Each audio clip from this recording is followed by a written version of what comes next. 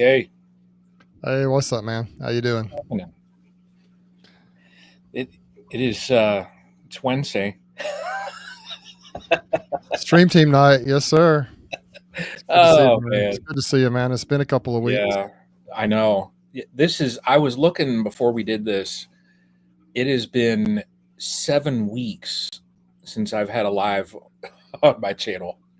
Yeah, it has. Because you didn't do one last time it was your turn. So yeah, you're right. Yeah, it's been a little bit. But here we are. So everybody, so Greg is delayed. He said it's a heck of a story. So if he jumps in, we'll probably get part of the story, and if not, we'll get the story next week. So that's right. That is all. So what's happening down in Alabama? I was telling you earlier, kind of in a holding pattern right now. I actually have been feeling just super fatigued and tired, and I found out I've got some medical issues, just low thyroid. So I hope to get that kind of turned around a little bit, and maybe that'll help me get some energy, but mainly just kind of in a holding pattern right now. We talked about mite treatments, I think in the last live we did, kind of some of the things I did, and I put a video out. I've got another one in the hopper right now, trying to get it ready as far as the results of those mite treatments and kind of what I did and how it turned out for those who are on here. And since it's just you and me, Brian, I'll just tell you, but the results were really good. It seemed to work well, the treatments I used. And I kind of went a little bit off the traditional way of doing it, but not too much. So I think what I did, the way I staggered the treatments and everything, I think it worked out okay. But I will just watch for a video. I wanted to get it out last Sunday. I didn't get it done. I'm hoping to get it out maybe this Sunday afternoon is kind of the goal on that. So be looking for that video. I found out I've done some talking to one other, the world famous YouTuber. And for those who know who we're talking about, you'll know that he drops his videos on Sunday afternoons. I've noticed his channel has done quite well. Now he is consistent. Every week one drops pretty much. And so that's kind of a good day. I think a lot of people are available sometime during Sunday. And I've looked at my analytics, and so I may be dropping some during the week, but that's kind of going to be, I don't know exactly what time yet, but I'm going to start dropping them more, I think, on that Sunday time slot. Maybe. We'll see. But that's kind of what my goal is now. So if I got a lot coming out, like in the spring and stuff, when everything's going crazy, I may get a couple a weekend. But for right now, if I get one every couple of weeks or so, that's a pretty it's just not a lot going on, honestly. I've been feeding kind of crazy. I've got a video coming up on the mite results. And then I did that video with Tyler Walker, where I showed his a commercial beekeeper down here, his feeding setup, a young guy that's doing really well with his feeding. Yeah. And I'm actually going to do a video and just specifically on that. The other one was mixed in with another video, and then I'm going to go out. The difference is going to be, a lot of it's going to be similar at the beginning, but at the end, I'm going to actually go out Friday. I hope, if I can, he's going to be feeding some Friday.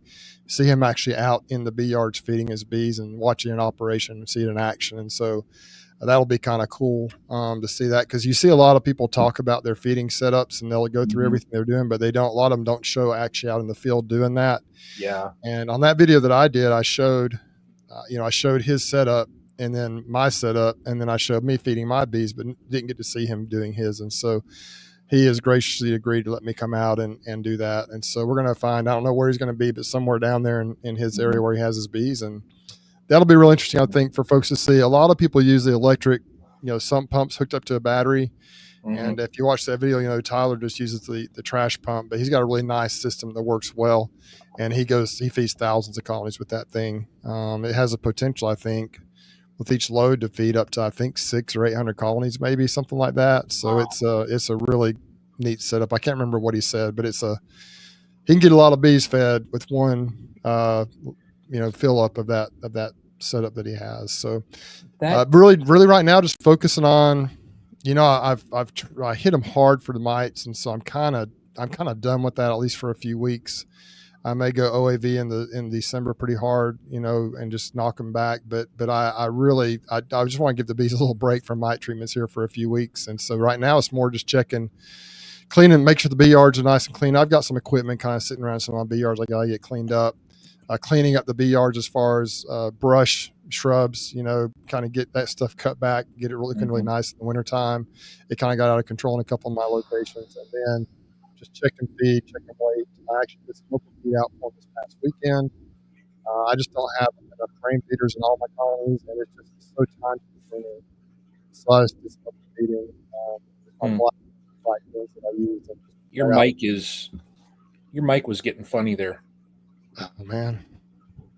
There you go. It sounded better there, whatever you did. Something's going on with my mic. I might need to do something. Yeah, be sure and make some kind of signal if you can't hear me. But yeah. So I've been doing some open feeding. I've got these black totes I use. I cut holes in the sides and then just put the food in there with some pine straw on top, and it has worked well. I understand when I do that I'm feeding neighborhood bees as well, or wild bees and yellow jackets and wasp and ants and whatever else wants to get in there. But it's just a time thing for me. I just don't have the time to put frame feeders or bucket feeders in all of them and do that. So it's before I heard about bucket feeders or frame feeders, that's what I did for years, and the bees seem to do good. And so right now I'm kind of going into that pattern. I'm just making sure they have weight, making sure they have food, and just kind of in that winter holding pattern, and then cleaning up any dead outs, condensing space, and cleaning up bee yards. How about you, Brian? What's going on up there? I know it's getting cold. Yeah, and I'll tell you, today I think was the last day that we'll have above 50 my signal just dropped down. Let me know if I cut out, because my signal. No, we can hear you. We can hear you perfectly. You're good. Okay. We're going to have temps just dipping down. I think I looked at like the next 10-day forecast, and I think at least in my area here, we're going to have like a high of 40 in the next 10 days. So we're going to have a significant number of nights where we're below freezing, like we're 27, 28 overnight.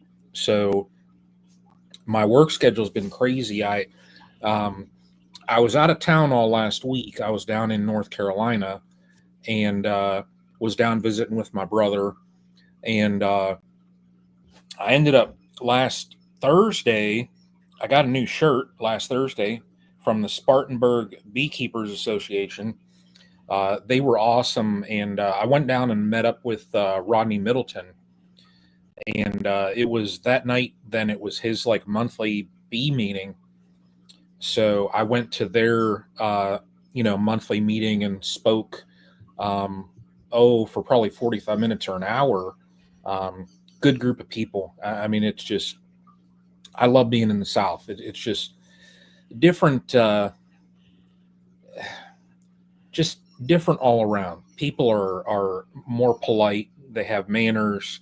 It's just different. Nothing against northern folks, but at least in my area, I think everybody's sick of the snow, sick of the weather. But so I was down there, and this week, like my work schedule, I've been working till 5:30, and it gets dark shortly after. I think sunset is around 5. So literally the only thing that I've done in the bees in the last 2 weeks is, before I went down to North Carolina, I had topped off some of their syrup, and then I went yesterday and took all the syrup off, just because I didn't want to have that on with these freezing temps coming. So I got that off, and I got my insulated inners on all of the colonies. I didn't put the fondant on yet. I just saw a comment there. Chris, got your fondant on? Yeah. I was actually thinking about it, just because where our temps are. I probably will do that sooner, but normally, like every year, I say Thanksgiving is like my cutoff for when I throw my fondant on. So we're close. But I haven't done much. I mean, right now it's the time of the season here where if anything's going wrong, you're just not going to fix it. They're doomed at this point. I mean, we're November 20th in Northeast Ohio. That'll probably be the last time that I probably look down inside, when I pulled the tops off. It just so happened that, and I should have done this earlier, but my schedule's been so darn busy. The shims that I had were I need to notch out my shims so that I could fit those insulated inner covers on. So, they were just too thick, and they normally fit. There's little pegs that go down in, and they normally fit where the frame rest is. So I need to actually, get my shims and fit them. That way, if we do get a little bit of a warmer day, I can put those shims back on. Just I like having that room. That way, if I want to put anything in there, like in the springtime when I'm doing my patties or anything, I can just crack that real quick and throw whatever I need on there. But they're pretty much just wrapped up now. I mean, not much is going to happen. When I was down in South Carolina last week talking, and it's just the differences between regions. We always say that context is key, but like I'm talking about snow and all this and that, and they're still, it was funny because before I went up, they had like a monthly calendar, and for the newer folks, just letting them know, hey, look out for this and do that and do this. And they were like, through November, and they were like through December, check your syrups. And I said, man, if I ever have syrup on in December, I said, that's going to be exceptionally odd. I said, I have fondant on at that point, Yeah. But like right now, like you said, there's not going to be much now. When I went over and pulled off my syrup and put the insulated inners and that on, I didn't film it because it was dark, and I had to sit there with one hand holding the flashlight, with the red light and just popping stuff. And I wouldn't have been able to film. And I didn't want to at that time of the night, 6 o'clock at night when it's dark, holding a red light and filming. I didn't want to, but I plan on going over, and when the weather is decent, and just filming kind of how I'm setting them up, and just showing the insulated inners and doing that. I mean, I'll probably do that when I put the fondant on, but if I you don't see a video from me in a week, just, I'm still here. It's just, there's nothing going on, Yeah. Yeah. So, this is just that time of year. I think all beekeepers, Yeah. it just, gets stagnant. I don't know if you can see. Can you see this? Make it look. Can you make me bigger? Yeah. So these are our temperatures coming up. If you can see, we've got. That's We're actually going to be in the 30s some here, but you can see in the daytime we're up in the 60s. We're going to be in the 50s. This is pretty typical pattern for us because we are never more than 3 or 4 days away from a day in the 50s or 60s. And so you see 70 something a day, then we're down to 60, 50s highs, and then back up in the 70s by next week. And the nights are going to be in the 30s some. So for us, that's pretty chilly. But I walked out of work today at the hospital. Of course, it was dark, and it's just I love that chill in the air, a little breeze blowing. It was kind of nice. So we're back. You don't have to keep me big. You can make me small again. There here is our weather, Bruce. You would be cold. There you go. So we've got one day at 51, but we've got tomorrow 37, then 44, 44, 45, 51. Those are highs. Then after that, 39 is the high. And then you look at night, like Friday the 29th, we're down to 21 degrees. Yeah, wow. That's the high, or is that at night? That's the low at night time. Low. How about during the day? What are you getting up to? 36. Oh yeah, see that's cold. So those are going to be our. We're going to have some lows that approach that. You guys are going to be highs at that. So anyway, that just goes to show you right there. You guys you're up there in northern Ohio, and I'm down here in Alabama, and just we are cool, but we're not cold, and you guys are cold, and so that's just kind of the difference in several 600-700 miles or whatever it is up there, so or 800 miles, whatever it is. But anyway, so you were talking about doing bees at the nighttime. It'd be kind of a fun time. If anybody has any stories you want to put in the comments about nighttime beekeeping. Of course, most of my nighttime beekeeping has been moving bees for, trying to move them at night to get them ready for almond pollination or whatever.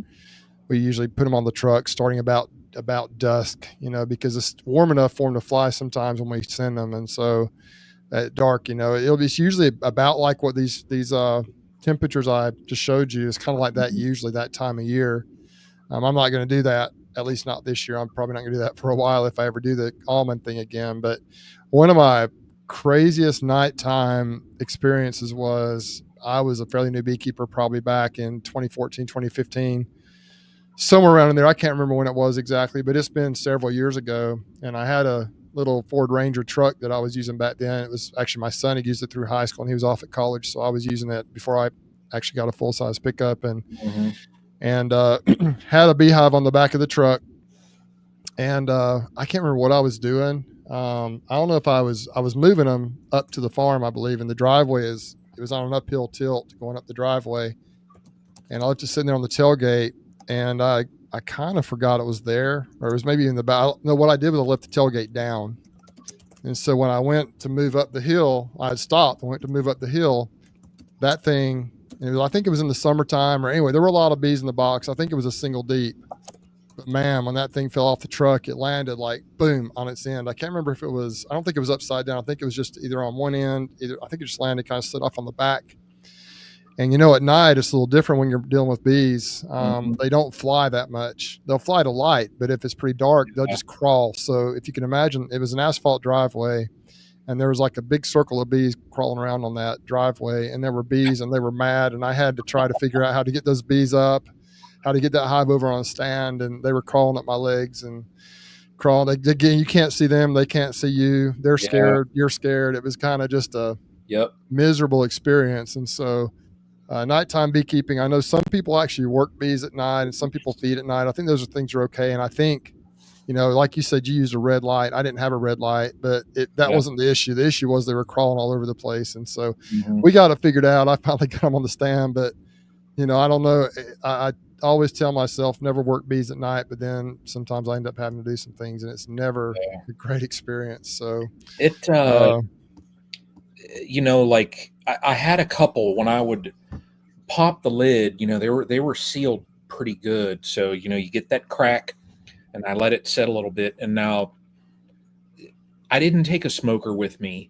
Just, I didn't think that I would need it. And by the time I was out there doing what I was doing, it's like, I'm not going to walk in and get it. It just, I'll deal with it. But, there would be a couple of those feisty little ones that would fly out. And, I had my jacket on and, there was a little bit of lighting from the moon and they would land on me in that. And like I had one or two make it up on the side of my head and I had my jacket on and man, you could just hear them buzzing like crazy. Yeah. It's like, there's kind of like, they're kind of crawling around and buzzing. And it's really kind of disconcerting because you can feel them. They're really not always trying to actively sting you, but they're just crawling around. It's just kind of eerie. And you can get two or three up in your veil, and it's just oh my gosh. I did get a couple like on my wrist. They were climbing down my jacket, the sleeve, and like literally there was one as soon as that joker hit skin, her rear went straight down, and I thought, you little, it's like, what are you doing? So, but it is different. I don't typically like to work any of my colonies when it's dark like that, but it's like, what are you going to do? Am I going to leave buckets on? And now most of my buckets had I had filled them it was 3 or 4 times, and they only had a little smidge left in them. But that's like where that danger spot is. If they're going to start to freeze over, I didn't want them. Oh, thank you much. I didn't want them to purge that little bit. Because they were all like literally when I would pop the bucket off and I was putting the plug then on my lid, you look and the bees are just right there. So if those buckets purge, you're losing colonies. So with the temps that we have coming up, if we had temps like you, you can really that's one reason. And I know a lot of open feeding is controversial. I guess in some states, technically it's not even legal, but one advantage to open feeding, I believe, is that, the bees have to get to it to consume it. And so if it's too cold, and then they just don't fly to it, you know what I mean? Whereas if you have a bucket or a jar sitting on top of a colony, those temperatures can cause that stuff to rain down on the bees. It can create problems. So Yeah. I've, like I said, for years and years, that's what I did for many years. And then only in recent years have I tried some different things, and it all works. It's just way more work to break the boxes apart, or break the lid off and slide it over and go and have to fill each colony up individually, or to fill up each buckets. But we are getting to the point here to where you don't want to do a lot of, liquid feeding. At least I guess with the frame feeder, it's one thing they won't get in the feeder if it's cold, but you got a bucket feeder or a jar feeder on there, and it can rain down on the bees for sure, because the cluster is usually right there where that jar bucket is. But anyway, so yeah, it's always interesting at nighttime. Now, I mean, I know a lot of commercial guys, they just do what they have to do sometimes, and anybody, sometimes you just got to do like you did. Sometimes you just have to do some things at night. So I guess I've heard, Loma Vista talks about weather, a bomb cyclone. They were talking about it on the news. What is a bomb cyclone? I have no idea what that is. Do you know what that is? It to me, it just looks like a big weather system coming in, but I think they got to fluff it up and make it all sound interesting. I don't know. They said that it was basically what DC said, winter. It's wind, precipitation. It's just a nasty winter storm, just kind of big, nasty storm. Yeah, they said on the news here, they were talking about the bomb cyclone is going to blast through the West Coast, and they said combined with the atmospheric river, and I'm like, well, Loma Vista clarifies. He says it's like kind of like a West Coast hurricane. Yeah. So it did look like a big old round, but it was big. Looks like a cyclone, like a hurricane. So nice. Good luck with that. Hope it'll work out okay. Yeah. Bracken asked if I'm really selling anything at the Expo. I don't really plan on it this year, Bracken. Not that I know of. I haven't decided yet, but probably not. If I do, it'll be over around Greg's area, but I don't have anything particular I'm planning on selling. I tried selling honey a couple of years ago, and it didn't really. I sold very little of it, and I'm not planning on that really. This year, honestly, at the Expo, I do plan on hanging out with you guys some, but I'm going to try to go to some of the classes. I'm going to try to, get in. I'm just going to try and get out of maybe out of the vendors area some more than I usually do, and just go actually attend some of the classes and see what they're all about. I've done a little bit of that each year, but not very much. And I feel like, I don't know if any of you guys feel like that out there, but I feel like the more I learn sometimes, the more I don't know. Like the more confused I get, or the less successful I am in some areas at times. And so I'm really trying to, and this, I might sound like a broken record, I'm trying to kind of go back to the basics and simplify a little bit. And I've been thinking the last few days, like I said at the beginning of the video, for those who may not have been on here, I've been extremely fatigued and exhausted for the last few months. And I found out I've got some issues medically with my thyroid's low. And so that explains it. And so I'm going to start trying to take some medication for that. Maybe that'll help. But I've just been thinking I need to maybe back off on my numbers just a little bit. I say that every year, but not a lot. I mean, I'm still going to try and maintain, up right around 100, but the 150 number, I don't know if I'm going to try and get back up. That was kind of my goal every year, but I may just kind of try to be satisfied with a few less, but we'll see. We'll see what happens in the spring when we start making splits and stuff. But it's just gotten to be where it's just, I mean, I can't, the last few weekends I've tried to get out, I really can't do more than about a half a day before I'm just exhausted. And so maybe that's going to get better now, but that's one reason. Another reason there haven't been a lot of videos coming up. I haven't been doing much. I haven't really needed to, and I just haven't done a whole lot with the bees. And so, that's kind of one reason the videos have slowed down. I'm sure that will change as we move into the new year, when everything just picks back up in January here. So don't give up on me. But I've been just really kind of like, I've got these videos, I'm having a hard time getting them edited. It's just been, I've been just really, really tired. And so it's not, I thought it was burnout, and I think that's part of it, but it's been worse than just burnout. I've been just absolutely exhausted now for probably about 3 or 4 months. And it's just been hard to figure out why. But I know why now. Right. There's why. Called getting old. That is true. That is true, Rodney, but maybe the doc can help me out a little bit with that. I'm fighting it hard, man. I'm fighting it hard. I really do. I'm only 57, so I need to get my youth back somehow. I don't feel like I'm old, but I Yeah. guess I am. I guess I'm getting there. So I saw Bracken asked if I was going to be selling anything, and I'll be. Let's see here, right there, Queen Right Dial, and yeah, Bracken. I'll be. Jason Crook and I will be actually. We kind of debated on what we were going to do with the Queen Right Dials. This is one of the little mating ones that you can put in your pocket. Kind of updated these also just to make them a little easier as far as part wise and that real slick. But we're debating on whether to get a spot, and then we got thinking just about the cost of it all and every little detail. I mean, like the electricity, the Wi-Fi, and everything in it. And then we ended up talking to Greg, and because Greg sells the Queen Right dials in his store, we're basically just going to work at his booth. So, and we've been, in talks with Greg about how we can integrate the dials into his display. So that's what we're going to do is, I'll be basically working at Nature's Image Farms booth, and helping him with his stuff too, just because the products that he sells, I mean, he's selling the Endura Hive. Well, I have some of them. He's selling, buckets. Well, I use them. So, he's selling, he's got the Apamay bottoms. I use them. So it's like everything that he has and sells, I use. So if somebody walks up and asks questions, I'm not only going to sell the Queen Right dial stuff, but, I can also help out Greg with other things at his. So, but that'll also, like, what he's looking at doing is he'll add Jason and myself into kind of like his sales force there.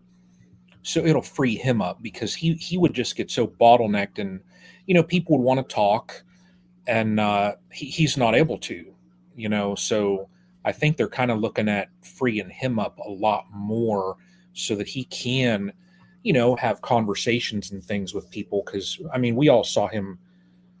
I mean, the last few conferences, it's a madhouse around his booth. So, yeah, but yeah, I'll be there.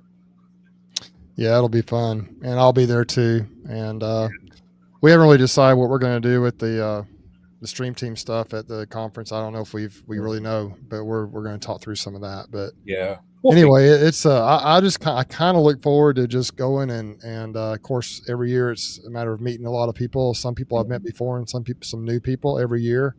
And once again, like I said earlier, I just want to I really want to attend some of the sessions and see, kind of spend more time out, like at the honey, looking at the honey contest and right. the honey show, and just go to just kind of look at the feast that we have of speakers, and then just try and go see what some of them have to say. So that's kind of what I'm going to try to do. And I'm going to try to really get some good deals. If I drive my truck up, I'll have some room this year. Last year we drove the car my daughter drives. It's a Honda Accord. And Brian, you remember we were trying to pack stuff in there, and I remember we really didn't have enough room. We figured it out, but I'm in the last day, I'm like buying boxes from Greg, and I'm buying things, and I get back over and I put it in Brian's car, and we get back over there, and my wife, we're kind of like, how are we going to get all that stuff in there? And we made it work. We got it in there, but it was packed. That little Accord was packed out with stuff. But this year, I may drive my truck up. I'm not sure what I'm going to do, but I have ordered a skid of boxes from Greg, so I won't be buying any boxes from Greg at the Expo. Wow. I'm excited to get those Endura Hive boxes too, man. I do have one hive of Endura Hive equipment, and it is so nice. Mm-hmm. And as my boxes rot, I'm just going to replace them with bite the bullet, buy some of those boxes. And I don't think I'll have to buy any more boxes to replace these, because they should last 25, 30 years. I mean, I'll be done with bees by then. I'm 57, 25, 30 years from now. If I have any bees, it'll just be a couple little hives, out there somewhere. I won't be able to manage any numbers like I do now. So that's what I'm basically doing too. Like I told Greg, I need to actually, probably one of the only tasks that I'm going to do that's going to take any amount of hours is I need to go over, and because my numbers kind of dipped down this year, because I had enough equipment. Like last year, I think I had 21 colonies set up. Well, now I'm around 10, and so I've got all that equipment in my little honey house, and I need to go over there and I want to clean stuff in the next month. I want to have it done before the New Year's hits. I want to go over and scrape frames. Like if I have any frames that are nasty, I'm just going to scrape them all just to get that wax out. I'm going to scrape my boxes up just to clean, those things up. But I just want to get that all organized, and that'll be probably the only task that I do really that takes a significant amount of time. But then I had told Greg, I need to do it here soon though too, just because I want to pick up some boxes as well. So just to start, if I have any that's kind of torn up looking, it's going to get set aside, and I'm just going to buy his, because they'll. I mean, with me, I'm 52 now, so if I have them until I'm in my 70s, I doubt that I'll be keeping bees then. I need to figure out how many holes need to be in those boxes before I replace them, because they create holes and there's more entrances, right? And so I just need to see how rotten they have to be. But as I replace old boxes, they're going to get. I still have a few of a lot of my equipment is used. I got some used equipment from a friend a couple of years ago, but I'm down to just a few of those boxes. But I'm going to be going through and cycling some of those old boxes out once I get the ones from Greg for sure. Mm-hmm. And I really just I love those Endura Hive boxes. Nice. I've got some Apimays. I like the Apimays, but pallets, they just don't work on pallets very well. And I think I'm gonna be good with the Endura Hive, and that's kind of my plan for now anyway, and that's what we're gonna do.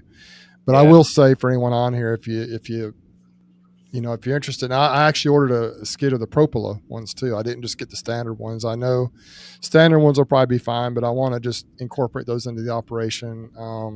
It's not going to hurt anything for sure, and maybe it'll help the bees. I know Greg believes in it, and the Premier does too. So I went ahead and went all in for the Propola. I think there's 70 on a skid, so I should be set up for a while, and with those boxes. But anyway, we were going to talk tonight about. What is it? It's getting cold outside, the beekeeping chat, winter. And I know, it seems like in every chat, beginning about August, of course, we start talking about mites and mite control, and start talking about winter bee production, getting winter bees up. And then we start talking about preparation for winter. But now we're basically here. We're really close to winter. And in some parts of the country, it's like coming in right now as we speak. Somebody mentioned, I think Russell earlier, they've already got a couple inches of snow up there. And so it's kind of too late to really prepare for winter. But I guess we could talk a little bit about, down here, like I say, we're doing stuff, a little bit of stuff year round. There's always something we can do, and it may be a cold day here, but we're not ever too far away from a day that's warm enough to at least crack the lid and peek in there. But up north, a lot of you guys are kind of hunkered in there. And so if anyone has any favorite configurations they use for winter, or any suggestions or tips for what you like to do in winter, I think on Greg's the video we did on his channel, we brought people in from different parts of the country where they talked about winter preparation and what they like to do, what their configurations and things are.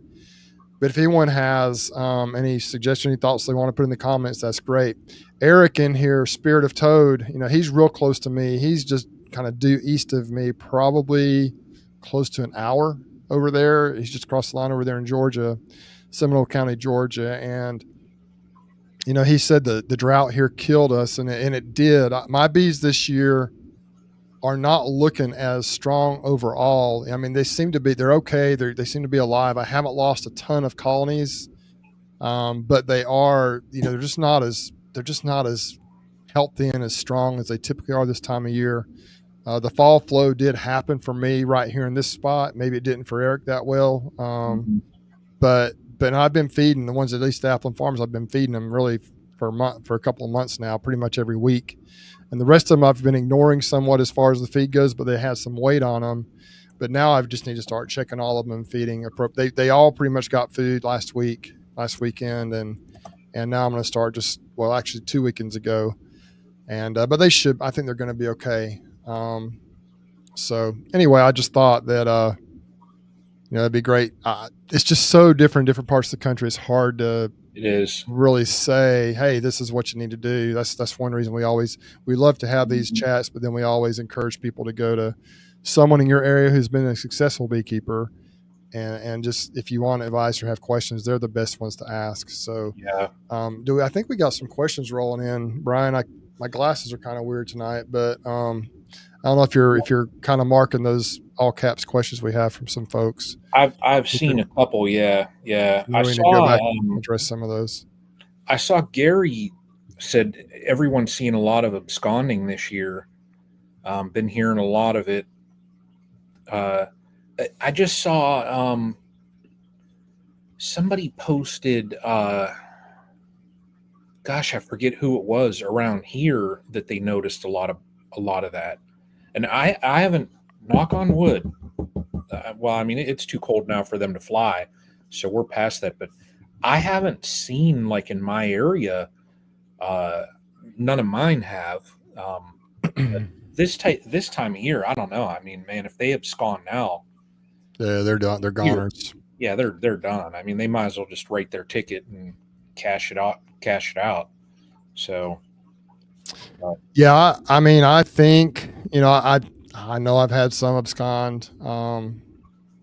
I've had some. That's kind of how it seems when I say I'll lose a hive or a hive dies out. Usually the bees have absconded, whatever the reason is. Rarely do I have a colony that they're just dead in the colony, that in the hive. That usually means that they starve when that happens, at least in my experience, or they get into a robbing frenzy and just get robbed and destroyed by another colony or by whatever varmint or pest there is out there. But right. Most of the time when they get sick enough or when they get unhealthy enough, if it's early enough that they can fly, that's what they tend to do. I rarely find a dead out where the bees are all just in there dead. Usually the bees have left or absconded, maybe leaving just a handful of bees behind, but that's kind of what I find. And yeah. I've had a few of those this year. I've had a little bit of that, but I've had some that have just dwindled and just kind of died out. I know that the and then we'll have the results in the videos coming up, but a little spoiler alert, the colony that had 75 mites in it, which I'm still embarrassed about.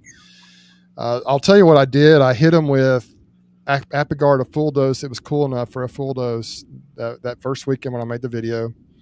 The next week I came and I hit them with a heavy dose of OAV. I gave them a week in between. I didn't hit them the same day, but I gave them a week in between. Then I came back with 2 half doses because it was a little warmer. It was kind of hot. Mm-hmm. And when I checked the mite load in that colony that had 75 in it, let's see, I did a full dose of Apigard, a dose of OAV, and then another half dose of Apigard. The day I put the half dose of Apigard in there were 6 mites. So It absolutely knocked the mites way down, but they looked really unhealthy. The colony they were just kind of sick still, but they just weren't a lot. There weren't very many bees in there. The brood still hadn't brooded up, mm-hmm. And they had the Apigard in there. So I'm sure the queen, there was some brood and there were some eggs, mm-hmm. But it had gone from maybe 6 or 8 frames of bees, 5 or 6 frames of bees down to like 2 or 3 frames of bees.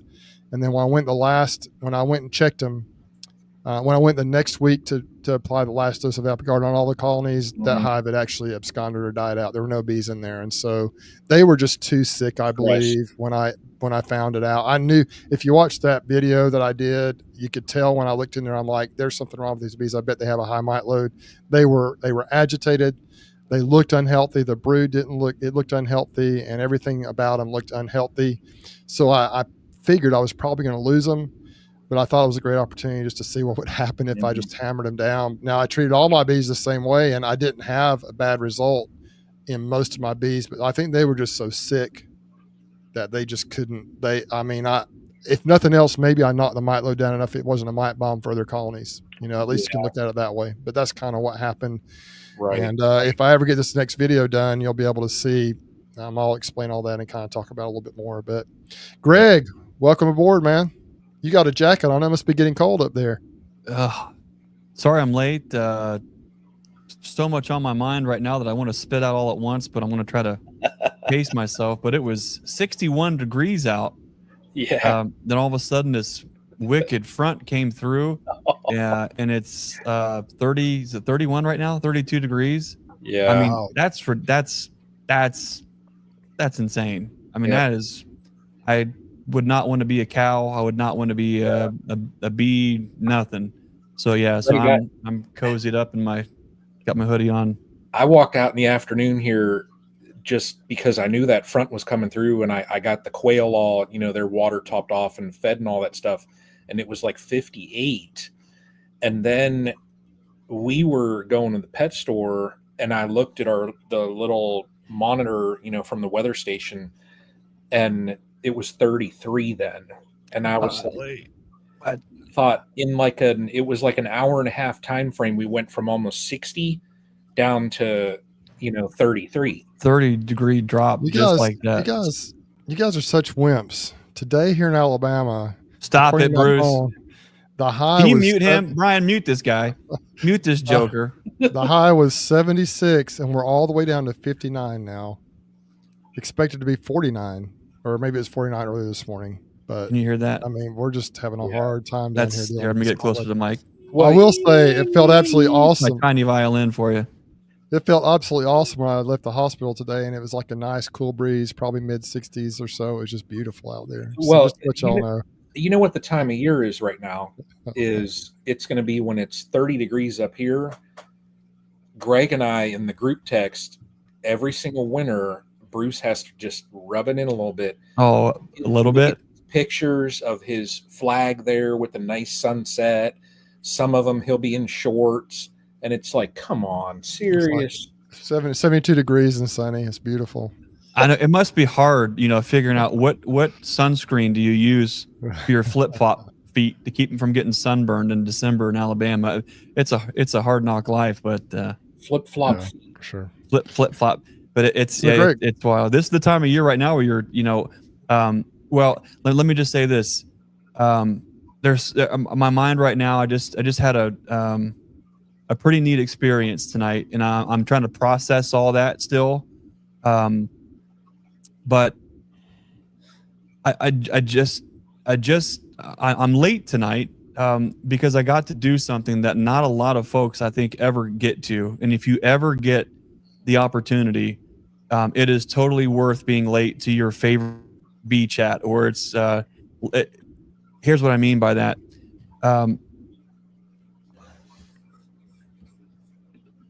An 80-some-year-old Korean War Air Force veteran. We've crossed paths, and we got a bite to eat tonight, and we even left early.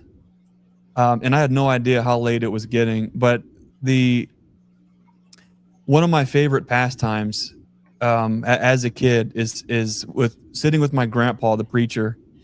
When we would go camping any time of year, and we would make a pot of coffee, even late at night, and we would in any idea, any thought, any scripture, anything pertaining to life, death, you name it, we could throw the idea out there and we could talk about it. We could run circles around it. We could take it down a rabbit hole. We can look at all sides of it, and it was a time and it was a place where there's no judgment. Ask any question, entertain thoughts that aren't even yours, just to try to feel, what does that feel like? What does that sound like coming out of my mouth? What do I feel like when and it's one of the best times in my entire life, having that kind of freedom to not just talk about ideas, but to spend that kind of time with somebody who has enough experience in life that they've gained wisdom, and that wisdom turns into knowledge that you can then give to somebody else. So I spent the evening tonight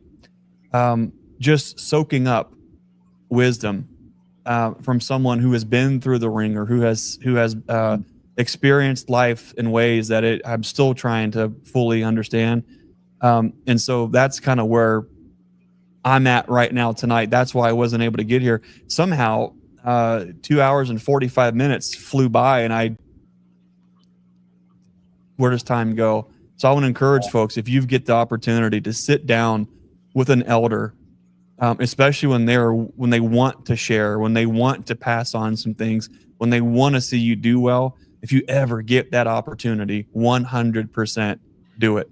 And so that's kind of where my headspace is tonight. But tonight, guys, you're talking about when winter is coming. I don't think that it's never going to get old saying winter is coming, but this is right now. Reason I said all that is, me and this fella are leaving dinner, and it's dark out, and the ground is slick, and the leaves are all this wet mess everywhere, and you walk out, and when you walk out, you have that sense like, oh my gosh, there could be ice, there could be snow. It's cold enough.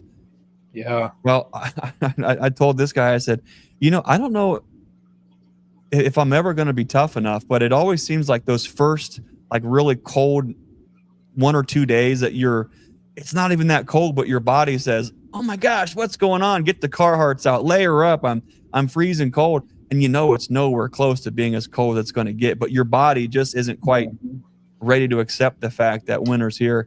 Winter's here. What does that mean for the bees? I don't know that I'm as ready as I want to be. What about you guys? Or do you feel like, I know that looks different for where we're in the country, but do you guys feel like you're ready for winter right now? Close. No, not really, but like I say, it's not quite as much of a pressure on me as it is for you guys up there. I can still kind of play catch up a little bit. Yeah. Biggest thing I'm trying to do is still with the drought we had, trying to make sure they got weight, which I think most of them are in pretty good shape. I still have a little space condensing to do and cleaning up around bee yards, but they're pretty much ready. They're going to be okay. What about you, Brian? You feel like you're ready? Yesterday, and then I typically don't do this, and I said earlier, I just got a new flashlight that I use for hunting that's got the red filter on it. So I was out there at 6 o'clock last night. What? Well, what are you doing? Pulling buckets off? I've been working till 5:30. There's a lot of stuff going on with work, and then you finish at 5:30. Yeah, it's already dark outside. So I ran over last night and was pulling buckets, putting That's good back in. Yeah, and then I got my insulated inners on all the colonies, so they're good there. When I was looking at the frames of bees, I mean, there's a decent round size of bees in there. Good. I've got 1 or 2 that if I lose them, it won't be a shock. There's 1 or 2 that you look at them and it's like, man, if I had another month with you, I could get you there. But those ones are not quite there. But the only thing that I have left really to do is go over, and I've got the box sitting right past my desk here, is get my fondant on. And I normally target Thanksgiving. Yep. I think I'm probably going to go a week early. Here in the next few days, I'll probably just scoot over and just get it on. It truthfully, it's not going to hurt. No, absolutely not. Yeah. So, yeah. But like with the temps that we have, I showed it earlier. We've got like tomorrow is 37. Then I think it's 41, 44, then 51. And then after that, we've got like a solid 2 weeks of where we're in the 30s and lows. Like there was one night where we're down to 21. So now I am not going to complain, because we always, every year we talk about like that roller coaster, what we get in Ohio. Temps fluctuate, 30, 40 degrees in a day. But if it stays where we're mid to upper 30s in the day and we're upper 20s at night, I'm fine, because those, oh yeah, no doubt, those clusters will stay there. They're not going to rip through the stores they have. So we'll see. That's the case. Yeah. Yeah, I hope so, because it'll just kind of give a little bit of a relief on them. With all the stressors that we had this year, man, if we could have just a kind of a decent winter, that'd be nice. It would. We'll see though. I mean, it's here. So, Brian, do you think we have a few questions we could address? I don't know if you've been flagging them or not. I know we had. I know, I've been horrible at it. I've only done 2. Okay. So an empty deep on bottom to reduce draft. Like under the colony or under the bottom board, or I guess think about an empty deep on bottom to reduce drafts. I've never thought about that. Eric, Expand on that a little bit, man. Let us know what you mean. Do you mean empty deep and then on top of the bottom board and then the hive on top of that, or do you mean what? We're not sure what you mean there. Like an empty box at the On the The only bottom. thing, if it's inside the colony, the only thing that I would think is you may be asking for it for, unless you've got some mouse guards or something, and that would be an ideal spot for a critter to kind of take up residence. But I don't know. I've never tried it. I don't know that it could hurt anything. Or is he thinking like a deep and then the bottom board and to help keep the air from flowing underneath it, maybe? Yeah. I don't know. I have no idea. If you guys have questions, I have been horrible tonight. Throw them in there in caps. Again. I'm chronologically challenged. Eric did ask, where do you got the red light from? Oh, the red light, it's downstairs. I got it on Amazon. It was a pretty decent LED flashlight. And then it was like, I mean, it was a pretty decent one. I think it was like $70. But then the company that sells it, they sell like attachments or filters that just fit right on the end of it. And I'm using it mainly for hunting, just for when I'm walking out, so that I'm not spooking the deer, with the flashlight. The red light, that red filter on it is supposed to be a little better. And when I was going out yesterday, I thought, man, I'm going to need a flashlight. And I thought, well, let me go get in the hunting bag. So, but yeah. Do you remember do you know those, I don't think they ever really worked that good, but do you remember, like here in Ohio, it's probably the same everywhere, but when you're a kid and you have the chance to go to like an army surplus store, right? And there's all of the camo and the knives and the ghillie suits and the nets and all that. Mm-hmm. What I always loved was the OD green 90-degree flashlights that had the little filters in the bottom of the flashlight. And you remember that? And you could take it out and take the red one out and put the red one up top and then screw I don't know why I thought about that. I don't know why I'm talking about it, other than, weren't those cool? I don't think they're probably not worth much as far as lumens for working bees, but they sure were cool. Yeah, we oh, look. Yeah, he said the same thing. Oh, nice. Yeah. See what we're thinking the same thing. We used to have an army surplus store here, but it went out of business. But Bracken talked about, I think he got one on Amazon. I bought a little headlamp at Walmart, just a little simple LED headlamp, just when I was trying to graft. And that thing has a red light. It kind of goes like white, then flash, or then red flash, whatever. So, but the red light, it works. I think it would probably work pretty well too. But that was a headlamp, and that might be good to work with if you're trying to work bees. I don't know. Yeah. But what doesn't work good is the light. Well, if we get time for a short story long, let me know. I've got and I've already told it, but a iPhone flashlight, and the chaos to ensue. I'll tell you about that if I haven't already a little later on. That never works because I've tried that. Yeah. When I was, I think this was probably my first year. Me being me, I wanted to go out. And one time when I was over visiting at my mom's, I thought, oh, I'm going to go down and look at the colonies. So I go walking down there, and I knelt 2-3 feet in front of them, and I got my phone out and boop, flashlight, and held it up. And one of them darn things come and tag me right in the head. I'm sitting there doing this, and more of them are coming out. And I thought, well, they don't like white light. Yeah, that's a fact. Yeah, but Anyway. Oh well. What else we got? Anything else? That's a good question. That's a great question. That's a great question. Yep. So a couple things to think about bucket feeders. Bucket feeders are nearly identical to the same concept as whether it's quart jars or half-gallon jars, doesn't matter.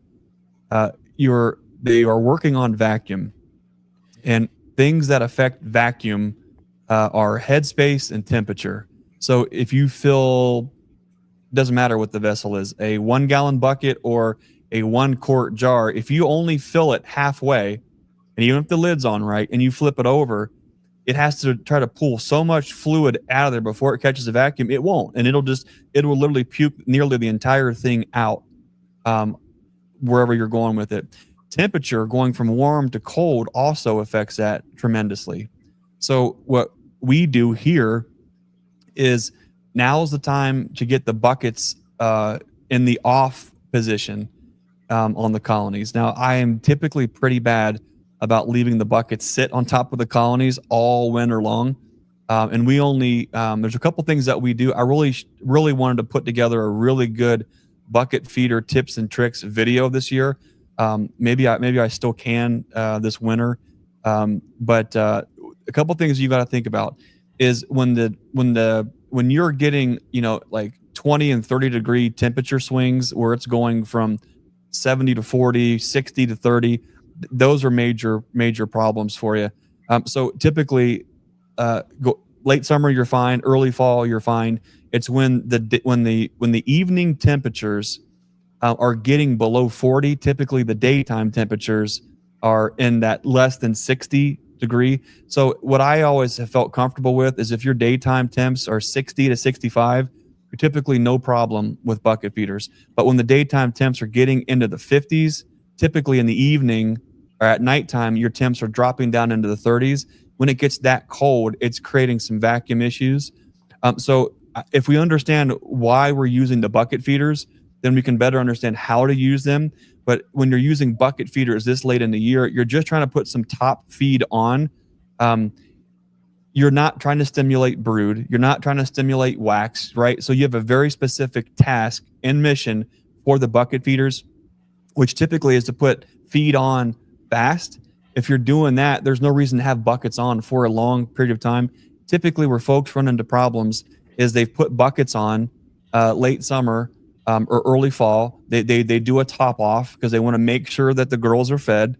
But life gets busy. Chili cook-off season starts. They get the flannels out. Life gets busy. They're watching their favorite Alabama team lose, and they forget to, I need to get out there and work the bees, go through those last motions, and the bees haven't been visited for 2 or 3 weeks. Maybe or maybe not, they're even hitting that feed. That's when it's most vulnerable. But now is the time, get those buckets off. And we used to use buckets even in the wintertime, but only when we were using ProSuite, and we would only turn the buckets on for a very short window during the day on the colonies that needed the feed. We don't do that anymore. And the reason we don't even do that anymore is because of the Hive Alive fondant is a much better feed, way safer, way easier to use, and has a higher benefit than the liquid does at that time of year. So now that we put Hive Alive fondant on top of the colonies starting in Thanksgiving, buckets, we don't even have buckets in the equation. I got to get them off the colonies though. So they usually will sit out there, and there may have only been a little bit of feed in there. We only use 3 holes. We don't use any more than that here.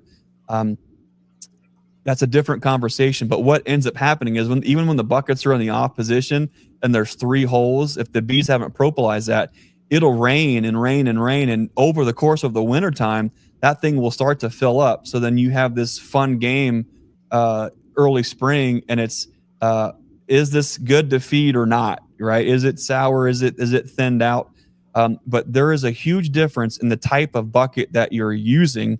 And when you're using our 1 gallon style buckets with the lid that actually comes off, you can get way longer lifespan out of them because you can peel the lid off, stack the buckets up, get them into a building, get them out of the weather, and they will last for way longer than the old style lids that we used years ago, which were the gasket style lids. You can't clean them. You can't stack them. You end up throwing them into piles, throwing them into IBC totes. They get cracked. They don't last long. But so using our style buckets with those lids that peel, they'll last a lot longer. But get them off in the wintertime. There's just to protect that investment.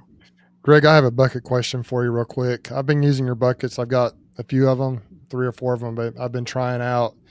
The bees suck the food down, but you got the rim around the top of the lid where there's a little bit of liquid that stays in there. What do you do about that? Do you wash them out? Do you just add more feed to it? What do you do when there's that little 1/2 inch of food still in the, I try to shake it out, but there's always still a little bit in there. You know what I mean? I don't. Let's see. Do I have one right here? What you're pretty much looking at is the shape. The shape of the lid goes up, and then there's a plug that resets is recessed. So like you said, you end up with probably about 3/8 or so of feed that it can't get out, and it kind of stays in there. For me, I don't even worry about it. I flip it over, and as I'm stacking the buckets, what I would do is just dump them into one black tote or one area, and then there would just be one little open feed station with whatever was left. How do you dump it out though? It's hard to get it out of there. Not with our lids, because they're the regular peel lids, so they peel right off, and then they can go right back on. So that's the benefit of using our style lids, is those lids peel right off. Are you talking about the whole lid, not just the plug? The whole lid. Just pull the lid off and then just dump it out. But if you were using the old gasket style lids, okay, I need to look at it closer. Yeah, you can't do that, because if you pull that easy pull tab that goes all the way around, you will have all kind of trouble getting those lids to reseal. That's where you hear a lot of the bucket feeding horror stories are, folks that have pulled that thing off all the way around and just has those 4 tabs that's holding that thing on. That's probably what you were dealing with. Other than that, it's your buckets. I just didn't look at them very close. I guess I didn't realize they would peel off like that. So I need to go back and look at them better. Yep, just take the lid off, dump it out. Yep, or you could pull the plug and do the little swirly thing, or just rinse it out with water and then dump it. But that's why those buckets are nice, because you can just take the lid off, clean them, store them, do what you have to do. Is swirly thing a technical term? Or? I mean, it is, as long as you get the combobulator in the correct position. As long as you swirl the thing, it's the swirly thing. Swirly thing. Yep. Don't get all discombobulated. Or if you don't heed the warning, you will find yourself in a cattywampus situation, and that is less than ideal. Yep. A couple more questions on there, Brian. There you go. Interesting. Now, we know who probably asked this question, because the other individual of this pair is smart enough to know this. So, but the question here from one of these individuals is, who uses half-gallon glass jars to feed nucs or nucs? This could go either way. This could be Melissa asking the question because Tom did something and the result wasn't what Melissa was looking for. So what she's actually doing is asking a question, not to put Tom on the spot, but to say, hey, here's maybe an answer to a problem that we had, or it could be none of the above. I wasn't going to throw out names though. So Greg took care of that for you. Sorry about that, guys. Yeah. I use quart jars on some of my nucs. The buckets I think work well. But I use quart jars. I've had no problems with that over the years. The problem with glass jars is they can break. And they do. And they will. If you drop one, if you happen to just drop one, there's glass everywhere. So that's the issue with them. If you're pretty careful, and it's just kind of a pain. But I do still use those some. Just usually I'll use those if I do a 2-frame split, or sometimes nucs early in the year, I'll use those, but I try to get away from them. I try not to use them all the time. It's just occasionally I will. Simply because I would probably honestly rather use buckets, but I don't have a lot of buckets. And the glass jars, I've got the holes drilled. They work fine. I've used those ever since I started beekeeping. That's kind of what my mentor used. But they'll definitely break. So the half-gallon size, it's just the same principle, I guess, just bigger.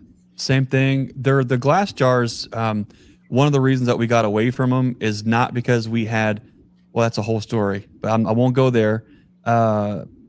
Outside of the broken glass, jars being pretty expensive, they were always the nightmare. You can't really clean the lids or the rims without them rusting. And then now you've got, as soon as you wash or clean them, they rust. Now you've got the rims that are nearly clinging to the jars because of the rust line that they form. Then you can't get them off. And then when you do get them off, you end up busting the neck of the jar off.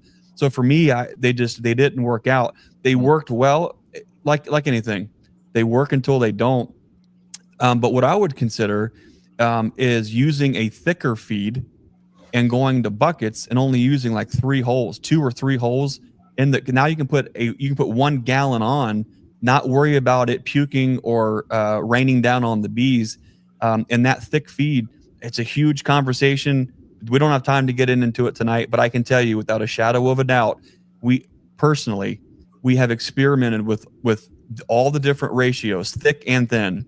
And what we have found is there was so very little difference between using 1-to-1 versus 3-to-1 that we don't even fool with it anymore. Now it's straight Pro Suite 3-to-1, early spring, late spring, summer, fall, you name it. The bees still brood up tremendously, draw comb wonderfully, and then they store it when they need it. What that has done is freed us up from worrying about thinning it down. It's freed us up from worrying about, is it too thin? How is it going to come out? But more importantly, especially on nucs, if I put 1 gallon on a nuc, it will be where it needs to be and ready to sell, no problem, with just 1 gallon of thick feed. When we were using 1-to-1, though, it would take 2 or 3 times the amount of volume, it seemed, to get them bulked up. And I think that is a sugar to water ratio thing. That's not the question that they asked. I'm just going down a rabbit hole.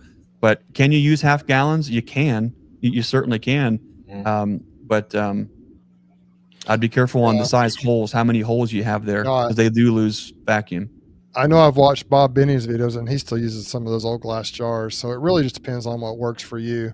I'll tell you my favorite, I think, of all the feeders I've ever used, though, and I have some frame feeders, I have some bucket feeders, and I use some glass jars. But my favorite feeders, honestly, are top feeders just underneath the Apiary has the top feeders where the bees can climb up in there on the ladder and get the food themselves. The Apiaries are really good because you can adapt them for dry food or wet feed. And then I also really like the Ceracell feeders that they make, top feeders that Pierco sells. Those are just really nice, but they're just so darn expensive. You know, the Mountain Lake ones with the screen in them, I think, can become somewhat of an issue. The top feeders, I think that the bees, I think they have issues with bee drowning. I'm not sure, but I know I've never had those, but I've heard it. I'm not sure. People on here in the comments may have used the Man Lake ones, but I just, because you just take the lid off, you don't even expose the bees, you just pour the food in and you leave. But that, once again, Greg, I know part of the reason for using buckets is to control the speed of the feed being put in the bees. Right. And so if you're using a top feeder or a frame feeder, it's just really at whatever speed the bees want to take the food down. So you don't have any control over that.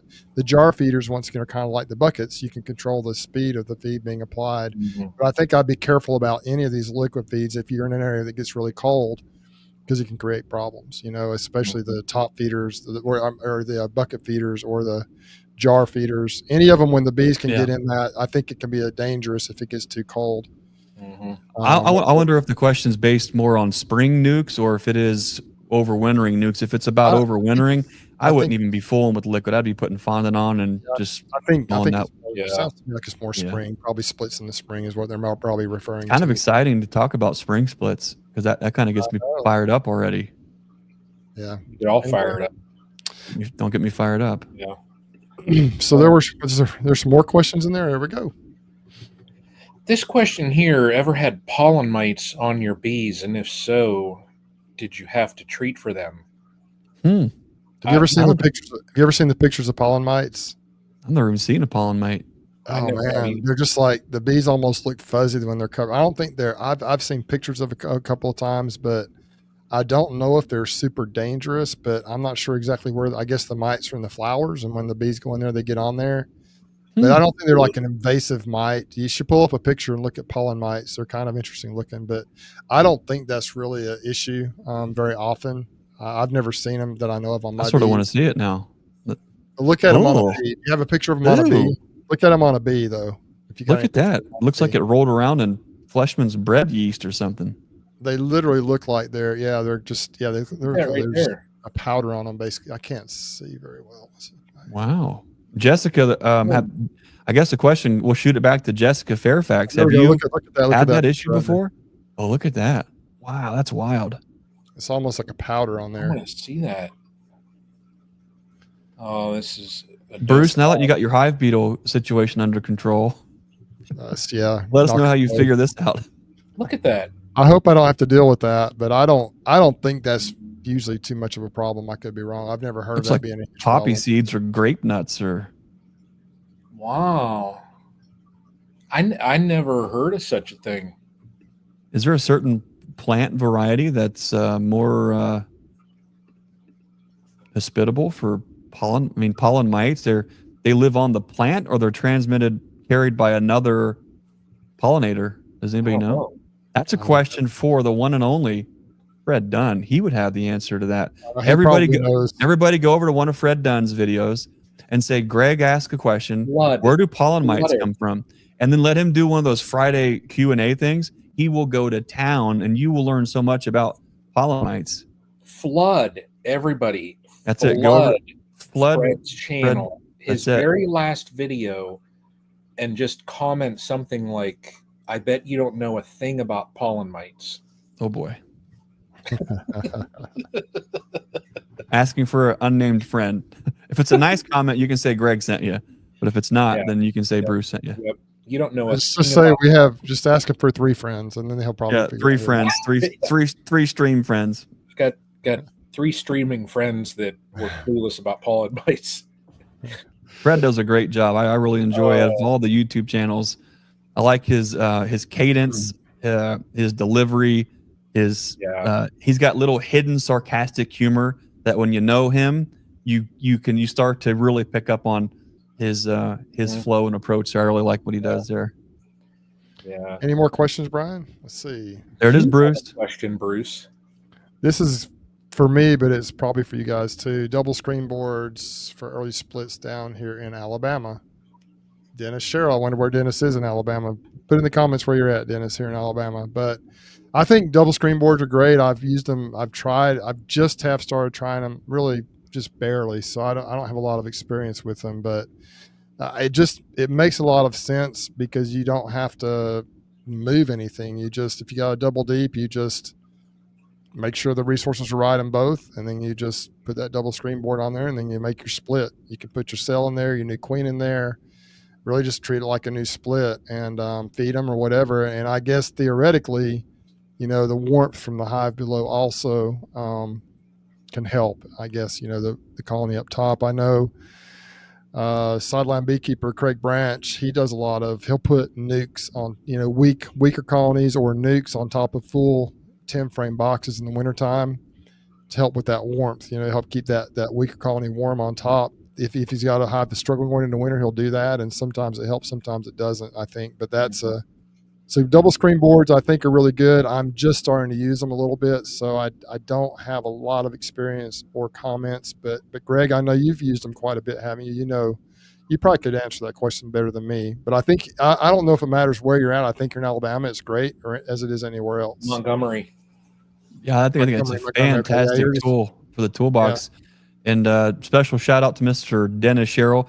Dennis has joined the Endura Hive Skid Club. So Dennis ordered a skid of Endura Hive boxes that we're going to be delivering down to Alabama. Dennis did. Yep. Awesome, Dennis. Yep. Good job, man.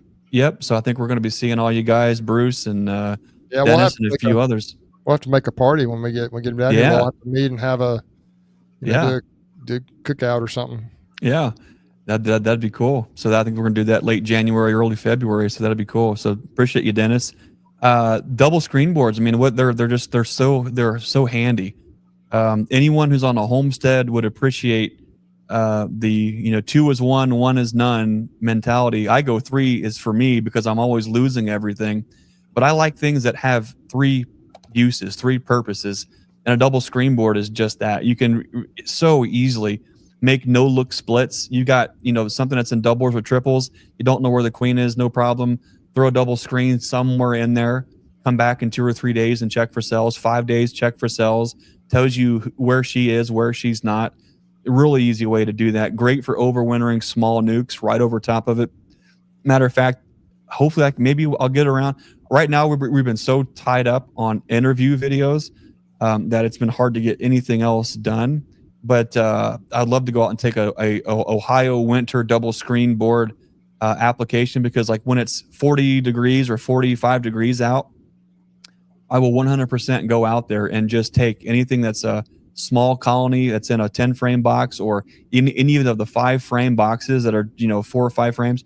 I will, even when it's 40 degrees out, I will take them right out of the box, put them into a 10 frame box, put them over a double screen board, and put them over a stronger colony, because they're cold, they're clustered, they're not it's not so cold where you're going to make a big mistake or anything there. I like to do that and use that lower colony for that heat kind of going up. And the third use, which we use all season long, is when we're making our queen right, queenless starters. And so we're using that double screen as in there. They really gets the rounds and repetitions. And they're neat because you can save space. You can run colonies vertically, which is kind of handy. So if you, for whatever reason, you're making splits or you're doing something, you don't need that extra bottom board or top. You can use that double screen board as that middle piece. And it's a neat alternative, a neat way to do things too. So I really love them. And there's probably way more other ways, other opportunities to use them other than the three things that I mentioned, because you could also use them as a hybrid bottom board if you really think about it. Because we've got choked down to about a 3.5 inch, 4 inch entrance but also has 2 holes for ventilation. So it's not quite a solid bottom board, not quite a screen bottom board. It's actually a hybrid right in between there. So you can also use them as a bottom board if you have to. You can also use them, flip them over and use with the entrance off if you just need to close off a box quick. So there's at least 4 uses right away. Don't get me started about that. Eric from Spirit of Toad was talking about your boxes here, Greg. Why don't you throw that comment up, Brian? You might be able to address his. He lives down here not far from me. See that question? He's like to try some of those boxes. Says, I want to try some of them hives. I bought a bunch used dirt cheap. Still looking at those. A club member bought some Vevor wax coating, and they definitely were not boiled for any amount of time. So maybe you could address that with Eric a little bit. Now, Eric, yeah. I think, Eric, what do you have, about 30 colonies? So he wouldn't probably need a whole skid, but I don't know. Maybe just talk to him or anyone else in this area that, I just talked to him. Talk to that a little bit, Greg. Yeah, Eric, I think you're down in Bruce's neck of the wood, and I think you and I were initially talking maybe about getting you some boxes, and I think life just got busy for both of us there. But if you want to try a couple, or no matter, we've got some different boxes to fit different budgets. There's it's important for us to have the highest quality product, which is the Endura Hive wax dip. But Endura Hive wax dip is the top of the line, highest quality wax dipped procedure and application. And we do that on different style of boxes. And the different style of boxes meet the different budget needs that you may have in your apiary. We can wax dip full, complete horizontal hives. We can wax dip finger joint boxes. We wax dip all of the boxes for Premier. We do all of the Pura boxes, all the Propola boxes for Premier.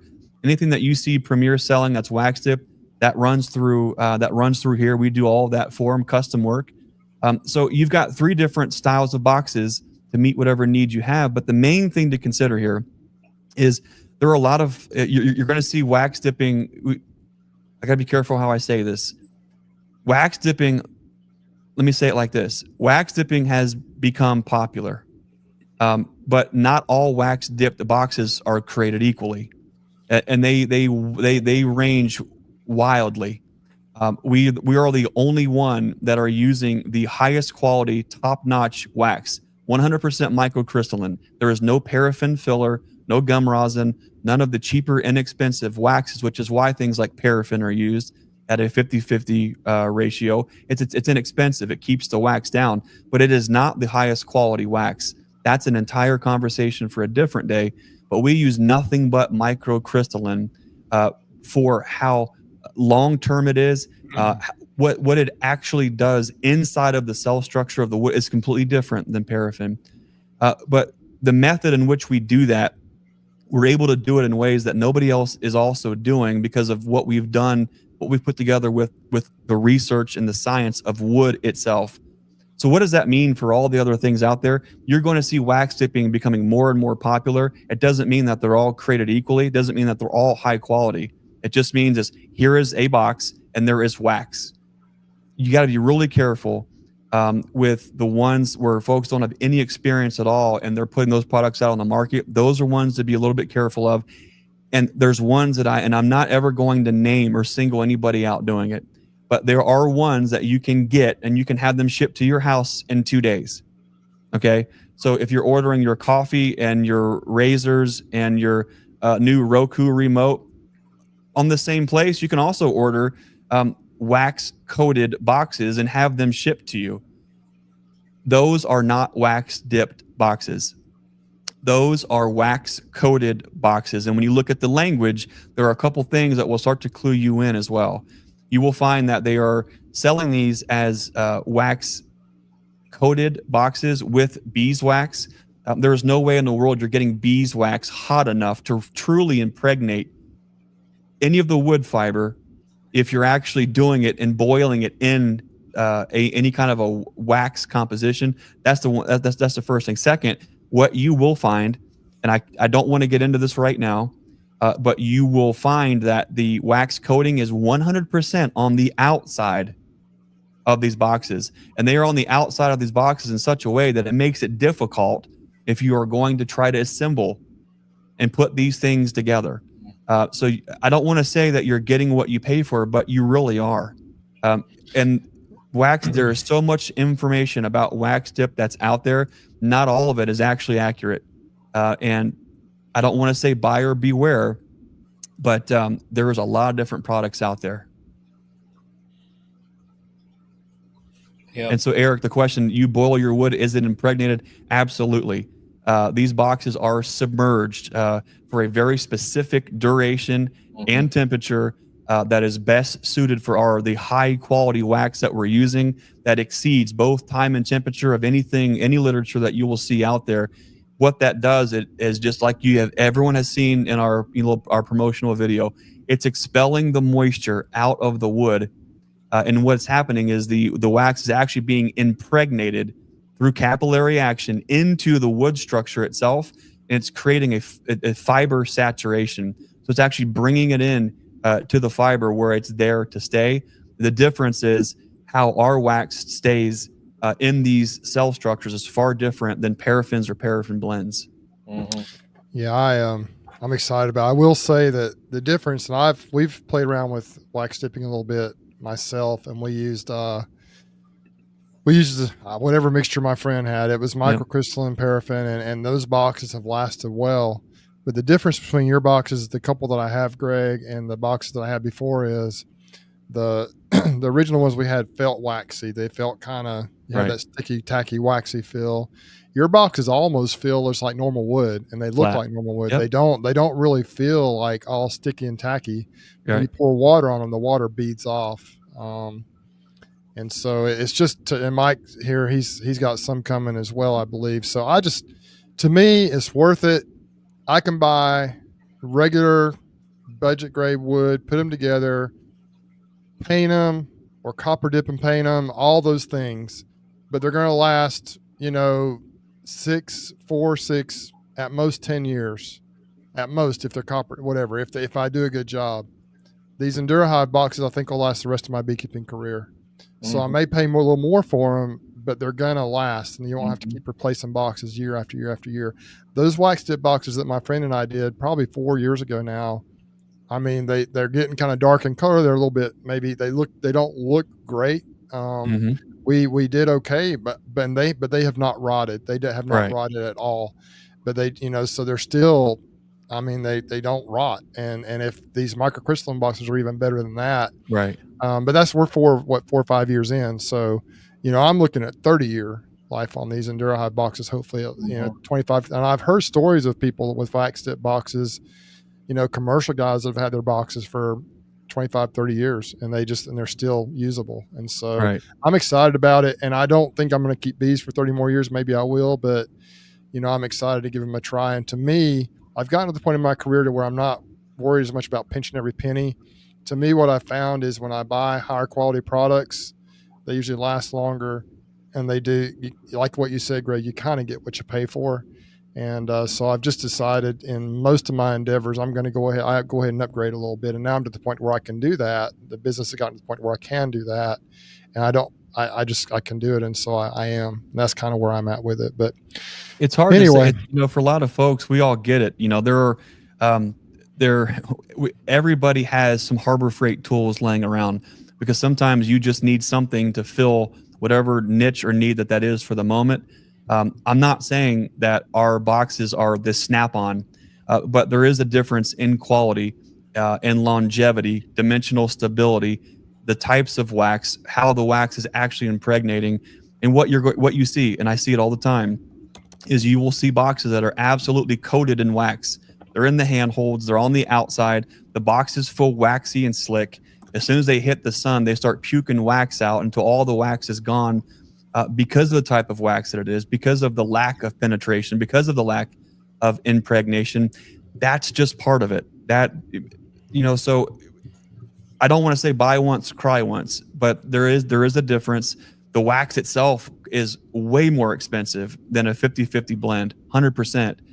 But what it actually is doing, the dimensional stability of it is completely different. But in that same token, wax dipping is nothing new. What we are doing with it is advanced. And that is a new spin, a new process of it. But let's be honest, you can take hot beeswax and dip a box in it and pull it out, right? And it will shed water. How long will it do it is the question.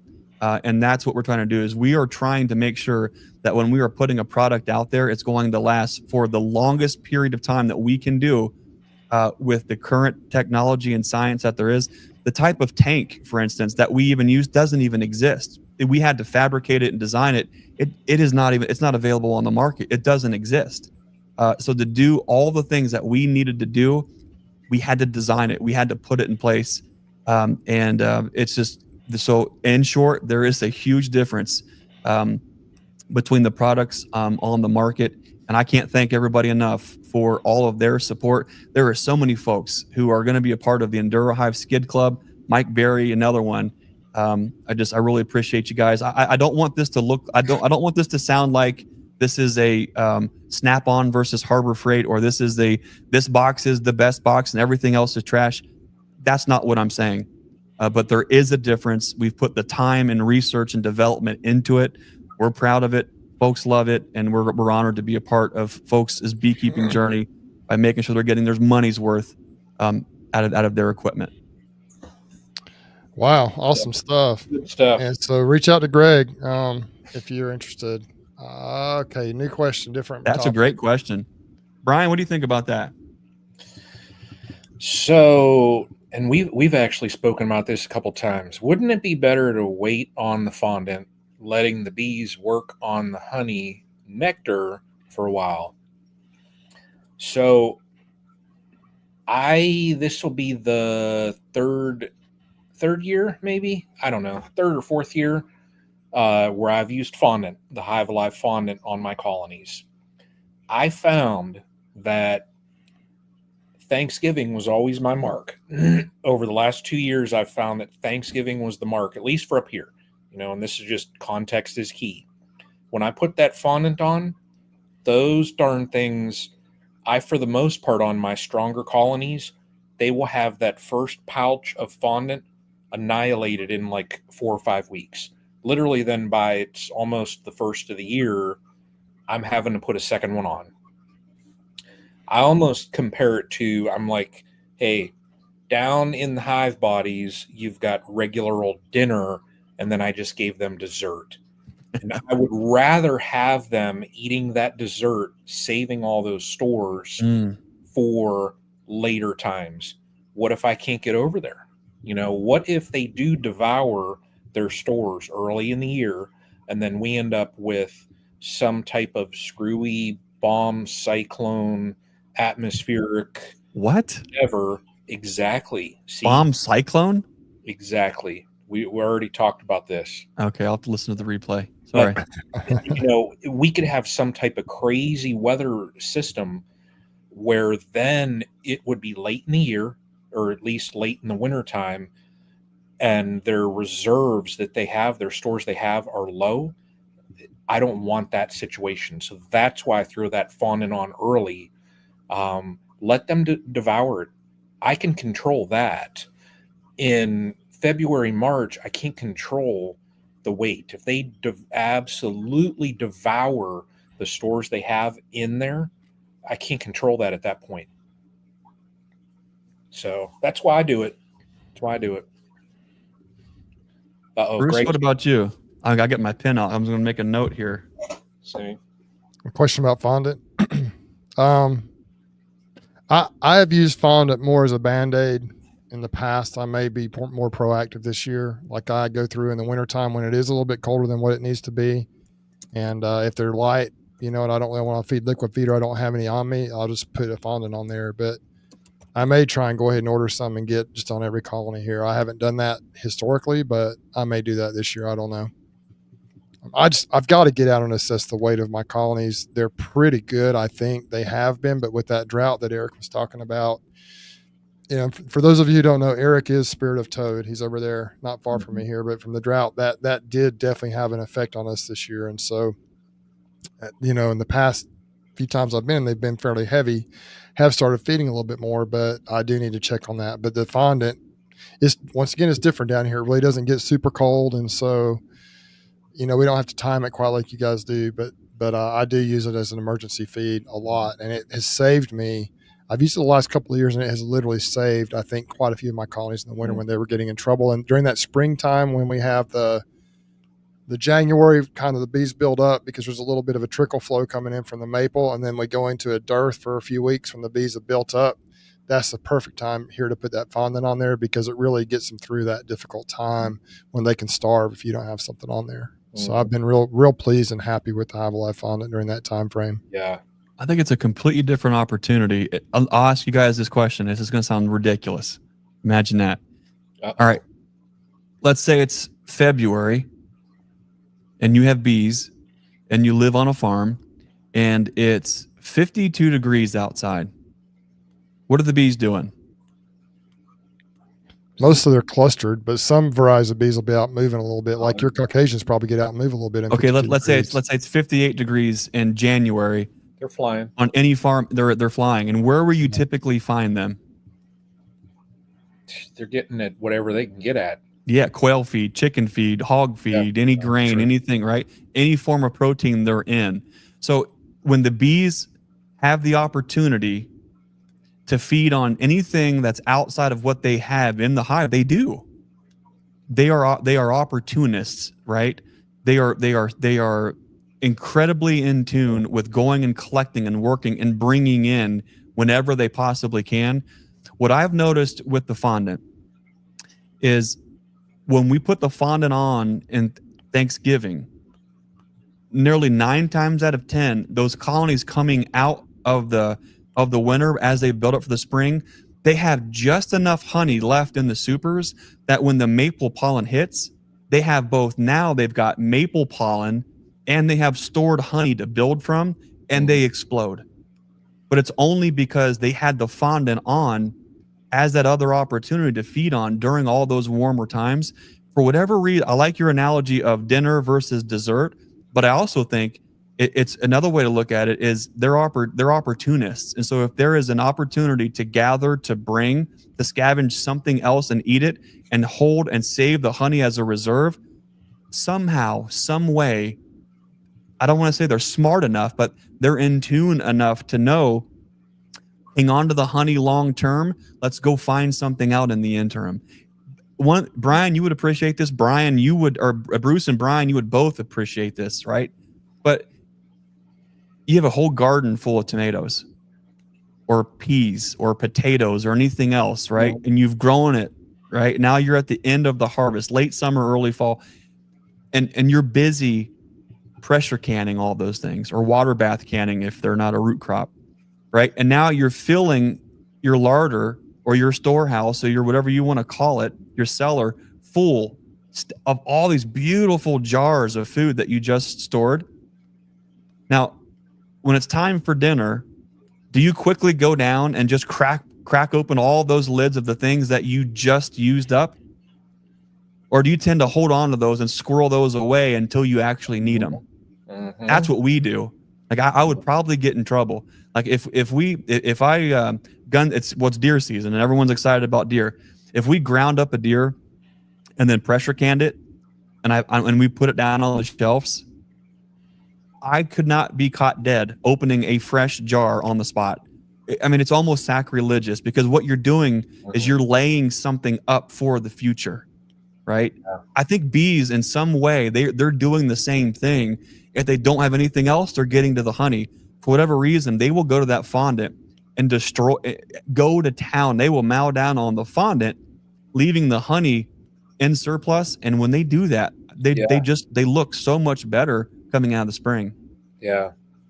Well, it's because they process it right then. It's got the That's a great sugar. point. The metabolism is different. Sugar's inverted and stuff, and so absolutely they're able to process it better. I think. Good point. Good but point. They don't think they really store the fondant, do they? I don't believe I've never seen that. No. Yeah. So and they can actually, if you think about it, they can almost metabolize the fondant faster than they can metabolize the honey. Now they got to open up the cappings, possibly rehydrate any of that before they can start to process that. They go right to the fondant, and it seems as though they can metabolize that, put that to personal use. It works. It works, man. I've had colonies that were almost in starvation mode that got that fondant, and it just got them through, man. It's good stuff. Yeah. Eric's got a great comment. Seen them starve to death with honey. That happens. Yep. We can only do so much, and this is the time of year we get all the calls, and everyone's like, "Okay, what do we do with?" Right now, the only thing left to do is put fondant on. And this is a great time right now for OA cleanups when there's very little or no brood, and we're in that 45 to 48 degree. Oh my gosh, that is perfect temperatures for blasting them with that's all you can do. And no matter what we do, keep this in mind, folks, no matter what we do as beekeepers, we can only do so much. The rest is up to the bees. We have to accept that, whatever that the outcome is, but we can only do so much. The bees have to do the rest. And we will find out what that looks like just a few months. Yeah. Oh, yeah. So true. So awesome, true. Man. Good stuff. Wow. Jeez. It's hard to get on so late. I'm just now getting fired up, but I got to slow down because I can't keep keeping you guys into overtime. But I appreciate everyone who's tuned in and listening tonight, all the support. Yeah. It's going to be a lot of fun seeing everybody in just a few. What is it? Whatever. We're November, December. I mean, less than 2 months. We'll see everyone face to face down in Louisville, Kentucky. Yeah. We're going to try to put together some StreamTeam meet and greets. We're dedicated time set aside where we're all going to be in the same place, same time, be able to meet folks, talk with you, snag some photos, and just have that fellowship there. It's going to be cool. Keith, Greg is like a bomb cyclone. Well, I've been hopped up on. I had a fried bologna sandwich with fries for dinner, and I don't even know how many cups of coffee, but one after the other. What do? I come right back here to the shop. I got a coffee maker here from this afternoon. It still had coffee in it. Anyways, I'm not getting to sleep tonight. But we always say this too, and I want folks to know this real quick. We've been doing this for 3 years. Yeah. And we talk about this internally. But there are times where we're exhausted. We are just absolutely spent. Like we don't have enough fumes in the tank, it seems like, to just go that extra mile. And it's going to be a Wednesday night StreamTeam. And there's a lot of times where you're thinking, oh my gosh, how am I going to get on and be my best for anybody when I feel like I can't even make it home to get dinner or to hit the sack? But something happens even in that mode where you admit that I am wiped, but you still do even what the honeybee does. Even the honeybees and their last moments are still out gathering, foraging, and doing what they can for the greater good of that colony. And a lot of them will die out there on that bloom. They will die on the flight back home. They will maybe don't even make it back. And so what's interesting is Bruce and Brian and I, we've said this, I don't know how many times, there's nothing left in the tank. But we get on here and we're so inspired and we're so pumped up and we start talking about bees and we just get this rush. And it is so absolutely so amazing to experience that with everybody. And the truth be told, some of the times, if we actually were able to look back, some of those nights, guys, when there was nothing in the tank, but we still show up, are some of the best talks ever, because we are so mentally wasted and gone before we even sit down in front of a mic, that the way things flow and what happens and what was supposed to be said, it just, there's no interference. It just boom, and it just comes out. Truth. That's how I feel. That's kind of how it was for me tonight. So that turned out good. Yeah. Yeah. Truth. Well, what in the next week there, Mr. Jenny? What do you got coming up? Not a lot. I'm just kind of checking weights, just kind of be out peeking. I am going to be filming. I'm going to go out hopefully Friday if I can, if he's out feeding, and film him actually out in his operation feeding his bees. I showed you the setup in a previous video, and I'm going to cut that part out of that video and then add him actually in the field feeding to that video and make it a commercial beekeepers feeding setup. I think it's for anyone who is interested in trying to grow, or maybe a commercial beekeeper, large sideliner size, or there's probably some ideas in there for anyone that's trying to upgrade your feeding setup a little bit. I think it'll be a great video to watch. Beyond that, I'm just going to be out trying to, like I said earlier, trying to get the bee yards cleaned up, I got some old equipment and stuff that I need to get out of there, processed. Some of these old boxes I'm going to probably just burn or throw away because I got the new ones coming from Greg. Some old frames I'm going to get rid of as well.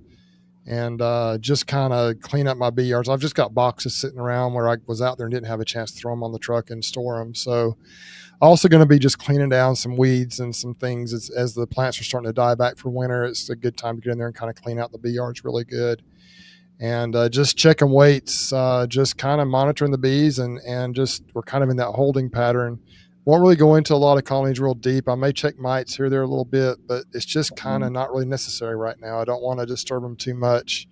And I do anticipate a few dead outs, but hopefully most of that has happened for the year, but we're going to find out. I do hope that the mite knockdown I'd had in the last couple months is significant and sufficient to get me through. I'm going to hit them again with OAV, I think in December, like 3 or 4 treatments, 5 to 7 days apart. And I hit them hard with a good heavy dose of OAV, kind of like what Cameron Jack talked about when we interviewed him at Hive at the Expo last year. And that's kind of my goal, and just kind of get prepped, ready to get those boxes from Greg and just make some splits and get ready for the spring. And so that's kind of where I'm at for the next few weeks. That's my plan. Nice. And I will say, Greg, that I had forgotten how good that video was we did with Cameron Jack, how good that interview was. But Cameron, for those who have questions about OAV and using OAV in the South, particularly with brood in the hives, in the colonies, he talks about how it can be effective with brood in the colonies. People say you can't use it, but he talks about how to do that. We clarified that. That was we clarified it. We clarified it because he has done studies on it, and I still like even talking with folks up at Auburn. I know those guys up there a little bit now, and they still talk about how it's not that effective with brood in the colony, but they do it a little bit differently than how he does it. With what he used, the amount of OAV he uses, and how often he uses it, they have absolutely had some good results. It sounds like with that, and so it'd be great to have him on here one night again to kind of clarify some things for our audience. But he just did a great job. So I would encourage everyone to go to Greg's channel at Nature's Image Farm and watch that interview we did with Cameron Jack, because he's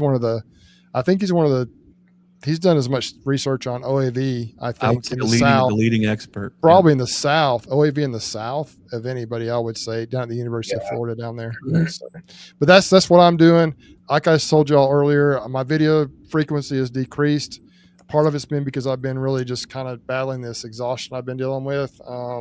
The other part of it is I haven't been doing as much stuff to be videotaped. And so I've had some thoughts of things all that to do. Greg and I have talked about some things, and Brian too, but I just haven't been able to make myself spend a lot of time, because some of the things I've been thinking about doing will require some prep and some thought and some actually figuring out how to do what I want to do. And I just haven't been able to figure out how to do that yet. So, but anyway, that's what I'm doing. And that's my story, and I'm sticking to it. Well, Bruce, you keep doing you. Quit worrying about, this is going to sound terrible, but we all have to be mindful and stop worrying about trying to please everybody else. We got to take care of, yourself. You have to just keep going with your heart on what you want to do. And you got a great channel. You've got great videos. Folks appreciate what you do no matter what the frequency is, but you can't let yourself be living in anxiety and burn up over, I didn't do this, I didn't do that, I gotta, because it just absolutely eats you alive, robs the joy and happiness out of everything. And I think that is, it's a different conversation, but I think that is the ultimate goal, of getting between us and doing that thing that we feel called to do is that constant eating and nagging. Just keep doing you, Bruce. It looks good on you. It's working well. So keep up the good work. Even with the Alabama hat. I thought it was Atlanta Braves. Is that what that means? Greg, now listen. We've been doing this for 3 years. It's an A. I think if you still think it's Atlanta, you're a little bit slow, my friend. Athletic A's. I mean, come on. You know, it was just on Grayson's channel, Wildwood's honeybee farm interview. If you haven't checked that out, check out his interview on his channel. He wears one of those Atlanta Braves hats too. You guys are like two peas in a pod. Great interview. Good job, Grayson. I enjoyed being on there. So we talk. It was. I really enjoyed that conversation. Mm-hmm. Yeah, Gary says Grayson told him. I'm like, yeah, Greg knows what he's saying. He's just trying to give me a hard time. Never. I would never do that. Listen, the difference between the Alabama A and the Atlanta Braves A, I've heard this called the mullet A because it's got the mullet up there. So just remember that at the top, it's got a mullet. Right. Oh, I never noticed that. I noticed how, like I said earlier in the college football season, Bruce kind of changed up and he was wearing this other hat. I've got it still right here. He went to the B team, and I kept having this season. I'd be like front runner, That's a good looking hat though. I like the gray and white look. That this team with the Y, they suffered a loss. Let's just throw that over the side. I'm salty. I'm salty about that loss because that was ridiculous. That was just stupid. They lost that game. So that's one reason I'm wearing the Alabama hat again. I tell people BYU's my favorite team, but Alabama's not a bad team to fall back on regardless. Yeah. So I like them. I like those teams, honestly. But I'm so mad about that. They lost to a 3-6 team when they were ranked number 6 when BYU's ranked number 6 in the nation. So I'm just like, come on, man, really? Yeah, really. That's a failure there. Yeah, it is. Anyway, but we can move on. Oh well, Brian, what's up with you? Castle Hives in the coming week, bud. Not much. I'm going to get over and get the fondant on and just get them kind of situated there. But I saw Brian Flower Street asked earlier about markets, and there's one left, but it's like an entire weekend. The market that I do, they do their December market. They line it up with the city of Youngstown when they do their like tree lighting and a parade and all this stuff. So I'm signed up to do that one on a Friday evening, and it'll probably be cold. I'll probably be wearing my hunting outfit is what I'll do. So that's on a Friday evening, and then they have their market on Saturday all day, and then they also do one on Sunday. So that'll be like a busy weekend, and I'm going to have to start prepping. I know I've got to do some more hot honey and stuff, and I was actually earlier. I'm like, I need to do another probably 2 runs of the hot honey because I've sold. I've done 3 or 4 batches and have sold all of it, but like 8 jars. So I just this is fake news. Actually, this is fake news. I don't think I've seen the first bottle come through here. Is this fake news? Fake news. No, I brought you some, didn't I? Did I bring you some? Look at this. He's serious. He's going to do that. I'll bring you some. Because you know what? The last time I was down, No, you had hot honey. I had hot honey from Mike Art from Easy Ox. That's what I had here. Yeah. Come on, Brian. All right. But no, I got to get that, get prepped for that. And because it's a 3-day deal, if I don't start now, then I'm going to be behind the 8 ball. But, after that, then really there's not much going to be going on up here. Okay. We just, our temps are going to be, below freezing. So, and I'm fine with that. Like I said, I'd rather have a decent winter where the bees are just hunkered down. So, that's about all. So now Nature's Image Farm, it's a different story. Because I know you guys are probably you're in the thick of it right now. Yeah, it's I think folks have this idea that this is when farmers take the rest. When you're a bee farmer, it's yeah. I've got this whole conversation going on inside that I want to spit out. Now's not the time, but I guess I just have to remember if it was easy, everybody would be doing it. But trying to balance raising bees and then growing the business of bees which is a separate thing, and growing the business of beekeeping supplies is a completely different thing. And it is just, that's a whole thing. But Brian, one thing you could be working on, which you've already done a really good job, is one of the really cool things that I'm really looking forward to for Louisville, the Bee Expo. Yes, the Stream Team will be there live and in person. How do you pronounce it? How do you pronounce what? Lewis? Is it Louisville? It's not Louisville. It's not Louisville. It's Louisville. Louisville. L-U-L-L, comma, dash, V-U-L-L. Louisville. Anyways, we are collaborating with so many great folks at our booth that we're going to have the one and only Brian Coper and Jason Crook are actually going to be Nature's Image Farm salesmen, because we need help. And our booth seems to be always so slammed that I don't get the chance to meet with folks or talk with folks. I'm just running back and forth, and we are honored and we're so blessed that that's how busy the booth is. So we were talking to Brian and Jason. They had a need, we had a need, and I said, well, why don't you guys just be sales guys for Nature's Image Farm, because we're a dealer for Queen Right Dial. Why wouldn't we do that? We're going to make the booth great again. We're going to make beekeeping booths great again. Come on. So that's going to be a lot of fun. Our booth is going to be a hoot this year. It is going to be so many great folks, just a part of our team, helping us out in a big, big way. It's going to be awesome. So that's something we could work on, Brian. You could work on going out and slay a 14-point buck to make the jerky to bring to the expo to keep us pepped up, you know. You have no clue how many videos I have on my cams that are set out. I had one the other day, an 8-point chasing a doe, and I'm just like, come on, you got to get out there. You got to get them as soon as it smells. As soon as deer smell pumpkin pies being made, they disappear, and it's gun season, and it's a whole different thing. Anyways, so looking forward to that. What was I going to say? I don't know. Check out the Wild Woods Honeybee Farm YouTube channel for that interview. I had a lot of fun with Grayson. He does a great job. Just a great young kid. He's a young buck, and he's ripping, and he's doing a really good job. Love that. I just released today an incredible interview. It's such an incredible testimony.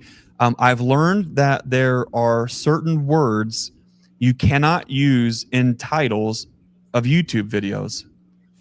That's a whole different thing. But here's what I'll say. You have got to check out this testimony. Mr. Troy Yard, who has been a big part of Hives for Heroes, has been a big part of Veterans and Patriots United, an amazing guy. He has one incredible story of self-sabotage to redemption to salvation, community, commitment, and coffee. What a great guy. An incredible interview. Check that out. That just released today. Boy, I really enjoyed that conversation with Troy. So definitely check that out. Other than that, man, we're just in the grind here, getting things ready for the Bee Expo. We've got some truckloads of equipment coming in and out that we're wax dipping and getting on. And so it's just it's go time. There's no time to rest on our laurels here. If you're interested in the best wax dipped equipment on the market, if you're going to the Bee Expo, don't wait. Check out our website, naturesimagefarm.com. Click the Bee Expo pricing at the very top. Check out those prices. We have some other wax dip products that we haven't released yet that are going to be Expo exclusives. You don't want to miss those either. So we not only have we set the standard for wax dipped equipment, we've just raised the bar, and I'm really excited for folks to see what that's all about. No paint, no rot, no hassle. EnduraHive, built to endure. Check us out. Brian, Bruce, appreciate you guys so much. Not just for your support here on YouTube and social media, but who you guys are as men, what you stand for, what you believe, the collaborations here. I want to thank everybody for tuning into the Stream Team every Wednesday night at 8 p.m. And we love you guys. We appreciate you. We'll see you next Wednesday, 8 p.m. on Bruce's channel, the Bruce's Bees YouTube channel. Be there, be square. As always, we want to remind you to be the lighthouse and be the change you want to see in this world. We'll see you next time. Thanks for watching.